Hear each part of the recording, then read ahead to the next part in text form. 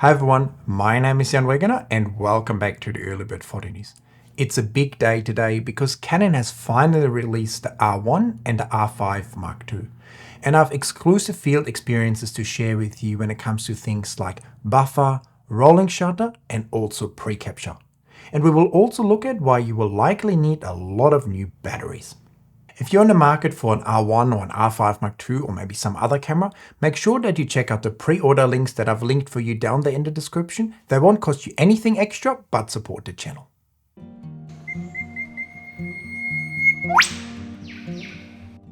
Let's look at the R1 first, Canon's new flagship sports camera. As we've known for a while, it will come with a very fast readout 24 megapixel full frame sensor that is bound to have fantastic image quality and great noise performance. The body of the R1 is a little bit larger and heavier than the R3, but a bit lighter and smaller than the 1DX Mark III. Overall, the design is almost identical to the current R3 with a newly designed EVF with a higher resolution and also a higher resolution rear screen alongside a couple extra buttons. But besides that, it's very much the same layout as the current R3. Speaking about the EVF, it's by far Canon's highest resolution EVF now with over 9 million dots, and I would totally expect it to be super nice and bright and of course blackout free. One standout feature about the R1 seems to be the newly improved and designed autofocus, with some amazing new features like the action priority where the camera actually seems to be able to identify, for instance, an athlete kicking the ball and then sticking to that person that's performing a certain action. So when it comes to sport photography, it seems like a quantum leap and some quite amazing new features coming there. The R1 will shoot at up to 40 frames per second with the electronic shutter, and at the 24 megapixels, I'm hopeful that the buffer will be basically unlimited. On top of that, we will also get an improved IBIS, which hopefully works better with wider lenses and also longer lenses, allowing us to have less wobbles and also hold longer shutter speeds and do things like handheld video. What's also nice to see in the R1 is that it comes with two CF Express Type B card slots, so we can have the same card design in both slots and write the data and video files very quickly onto those cards. Another feature Canon seems to have dedicated a lot of resources to is the eye-controlled autofocus, where you use your own eyes in the EVF to look at a certain point, and then the camera focuses on that point or initiates subject tracking on the point that you focused on with your eyes. Another feature many of us wanted to see in the new Canon cameras was an improved and much better working pre-capture or pre-shooting mode. And the R1 definitely delivers in that area, allowing us now to directly write the RAW files from the pre-capture onto our memory cards alongside all the normal RAW files, instead of writing it on like a container file and then we have to use DPP to extract them, for instance. So this is much improved. And your camera is also now not blocked from shooting anymore after you've used the pre-capture. The only downside I currently see is that you can have the shortest pre-capture time only set to 0.5 seconds. That means that every time you've pre-capture activated and pressed the shutter button, you will take an extra 20 photos. And that is too much in my experience. I would have preferred to have a pre-capture of maybe 0.1 or 0.2 seconds, because then you only take a handful of files and you can basically leave it on all the time. When it comes to video, the R1 also delivers fantastic options with up to 6K 60 frames per second RAW, 4K 120 frames per second, so there's definitely something there for everyone. And I'm also hopeful that the new improved autofocus also shows on the video side, which even stickier and nicer to use autofocus. I must admit, when I first heard about the R1 and the early rumors that it was a high megapixel fast camera with a big body and nice and weather seal, I was very excited. But knowing now that it's a 24 megapixel sports camera, I'm not quite sure if I will buy one anymore or not. I'm going to try to get my hands on one so I can make a video for all of you and build my own opinion on the camera, see how it performs in the field and how it would work for bird photography. But 24 megapixel is simply a little bit light for the work that I do day in and day out. So while the price of $6,299 is actually not too bad, I'm simply not sure yet whether I'm going to order one or not. What are your thoughts on the R1? Is that a camera that you really want to buy, or are you looking more at something like an R5 Mark II or maybe an R7 Mark II down the road? Overall, I think the R1 will be an amazing camera with fantastic new features, and whether you get an R1, an R5 Mark II or use another camera, the best way to improve your images is actually to improve your skills and confidence when it comes to image editing. And I would love to help you with that with my masterclass, my PROSETS and my brush pack. With my PROSETS, I allow you with just one click to transform your RAW files, and in my masterclass I teach you step by step everything you need to know in Photoshop to get great results, and with my brush pack I make layer masking in Photoshop so much easier for you. So if those are of interest to you, make sure to check these out down there in the description. So while I'm still a little bit undecided how I feel about the R1, one camera I've definitely been looking forward to is the R5 Mark II. And Canon basically seems to have delivered everything we've been asking for, and it seems like a big improvement, at least on paper, over the current R5. So let's look at some of the specs, and then I share some exclusive field insights with you on how those specs actually work. So with the R5 Mark II, we're getting a 45 megapixel fast readout stacked sensor that should eliminate or lower most rolling shutter effects. We're getting 30 frames per second with the electronic shutter mode, which is also a nice improvement over the 20 frames per second from the R5 or the Nikon Z8 for instance.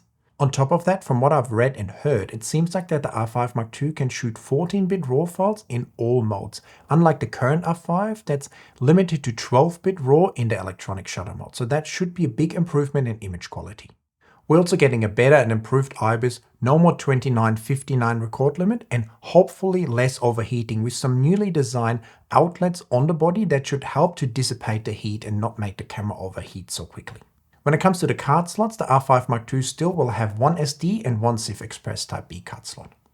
Looking at the body of the R5 Mark II, it seems to be a mix of the current R5 and the R6 Mark II, with the right-hand side basically remaining very similar to the current R5 with a top display as well, whereas the left-hand side has now incorporated the photo-video switch from the R6 Mark II, and on the back we're also getting the newly designed joystick that is similar to the one on the R6 Mark II as well.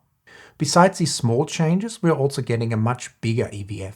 It's actually the same resolution and seems to be very similar or the same EVF that we currently have in the R3. So it's going to be very bright and nice, and I'm definitely looking forward to having a bigger EVF. The rear LCD screen is the same design that we basically find across all other Canon camera bodies as well, including the R1, but it has a higher resolution now, which is very nice to use from what I've heard. The camera menu itself has also changed a little bit, and it's actually even easier to read and navigate now. And I've also heard that, for instance, the autofocus case has had a do-over, and now the default is auto, and we have a few other options to choose from. So definitely something worthwhile trying out in the field and looking into when I'm getting the camera. What I also like about the body is that we now have a full HDMI port, which is nice, so we don't have to use those small HDMI cables anymore when using an external monitor. We have fast USB-C charging, and we also have a red recording light on the front of the camera, which is great for someone like me who does a lot of video and doesn't actually want to film without recording. So having a recording light that indicates whether you're recording or not can make a big difference in the field and can save you from these frustrating moments when you burst out a great take and then realize you didn't actually press record. Just like in the R1 and the R3, the R5 Mark II now also has the eye-controlled autofocus. So we can look at a certain point in the sensor and the camera will focus on that point, or will initiate the subject tracking, and then you can press a button and keep tracking that subject. It's a feature I haven't used much, but it's definitely something that I want to try out more because my friends who've already used it said it works fantastically well and they love it, and they've already put it as almost a standard on their R5 Mark II. So I'm definitely looking forward to trying that out, and that could be a really nice innovation. One major question about the R5 Mark II will be how fast is the sensor and how much rolling shutter will we still have to deal with. I don't have an R5 Mark II with me right now, but I asked some of my friends who have the camera already to do a few rolling shutter tests with me, and compared to the R5 Mark II definitely has noticeably less rolling shutter. There still seems to be a little bit here and there, but it seems to be much improved overall, and this is one of the features that I definitely wanted to see improved. So while I think the sensor is not as fast as like a Z8, an R3 or an R1, I think it's a major improvement, and we should have to deal with a lot less wobbles and rolling shutter issues in our images. One area that I'm always very interested in when getting a new camera is the buffer. Because 30 frames per second is nice, but how long can you actually shoot at those 30 frames per second? The R6 Mark II and the R7 are a great example of that issue. They shoot at 40 or 30 frames per second, but their buffers are quite small, so you can actually only shoot for a very short amount of time before hitting the buffer. So I asked a few of my friends who have the R5 Mark II currently to do a few tests for me, and it seemed like they were getting right around 200 C RAW files at 30 frames per second. So that means it's not a huge buffer, but it's about 6 or 7 seconds of shooting before you hit the buffer. So I tested the same on one of my current R5s with the fastest memory card I currently have, a Wise 2TB Mark II card, and I was getting about 200 C-RAW files at 20 frames per second. So the buffer is definitely bigger, but at the same time, it won't feel any different in the field. We're shooting at more frames per second, but we're kind of hitting the buffer at the same time that we currently do with the R5. So overall, definitely improvement, but I also foresee that I will be hitting the buffer from time to time. The biggest disappointment for me, and I really hope Canon improve this, is that the buffer is still a hard buffer. So if we hit 0 on the buffer, there might be a delay and we won't be able to shoot for a short period of time. And this is definitely something that has annoyed me many times in the field. And I was really hoping Canon would find a solution like Sony or Nikon have, where you can keep shooting at a slower frame rate. But at the moment, at least, we're still stuck with that hard buffer. So if we hit the buffer, go down to 0, there will be a delay and a certain time we won't be able to shoot, which I hope would be gone, but it's still there, unfortunately. One feature that all of us love and wanted Canon to implement properly in the R5 Mark II is pre-capture or pre-shooting, and Canon actually did it. We don't have these annoying container files anymore like on the R6 Mark II. We now have properly working pre-capture. So you simply activate pre-capture on your camera and then you see your buffer go down a little bit. And then whenever you press the shutter button, it will pre-record a certain amount of images and they will be directly written onto your memory card alongside all the other RAW files. The only downside, or I should say 2 downsides I see with this feature at the moment, is that we are also stuck with the shortest time being 0.5 seconds. That means whenever we press the shutter button, we will take 15 extra images if we're at 30 frames per second. And this is not very functional in the field. I would have really liked to have an option to just have 3 to 5 images recorded, and then I could just leave that feature on all the time or not worry about it. With 15 extra images, you'd end up with thousands of extra images over the course of a shooting day. So now I will always have to go into the menu and either turn it on and off depending on the situation. So not a biggie, but definitely something you kind of have to be aware of, and hopefully Canon will be able with a firmware update to also give us some shorter times like Sony does, for instance. The other downside seems to be that the pre-capture only works with Canon's latest batteries that have been released alongside the R5 Mark II. My friends that currently have the camera that I've been speaking to all said when they used older batteries in the camera, features like the pre-capture didn't work anymore. So it seems like we might have to pony up some extra cash to get a bunch of new batteries when we buy an R5 Mark II, because otherwise some of the features like the pre-capture may not work. Speaking of ponying up some extra cash, the R5 Mark II also comes with the option of 3 newly designed battery grips, one of which has a cooling fan included, which hopefully will lie better in our hands, and it has also some built-in cooling solutions that hopefully prevents the camera from overheating too quickly. The overheating is definitely one of the biggest issues I currently have with my R5, because when you're in hot and humid climates, the camera often tends to overheat and simply gets too hot and sometimes shuts off. So if there's some solutions to that, I'm definitely a happy camper. From all I've been hearing, the autofocus is also much improved, but I always like to test that myself, and I'm very hopeful that I will get a camera over the next few weeks and then make a full review for all of you. When it comes to video features, the R5 also gives us some fantastic options with Full HD of up to 240 frames per second, 4K up to 120 frames per second, and 8K up to 60 frames per second, including some nice RAW options. So there's definitely some fantastic features there, especially if the camera doesn't overheat easy and has some nice and good tracking autofocus. What do you guys think about the R5 Mark II? Is it a worthwhile update to the current R5 that you're using, or maybe another camera? I think overall it addresses a lot of the issues that I have with the current R5, while also leaving a couple of them unaddressed, unfortunately.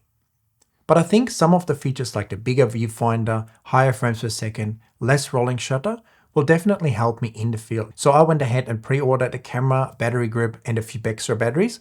And if you want to do the same, please make sure to use my pre-order links down there in the description. They won't cost you anything extra, but support my channel.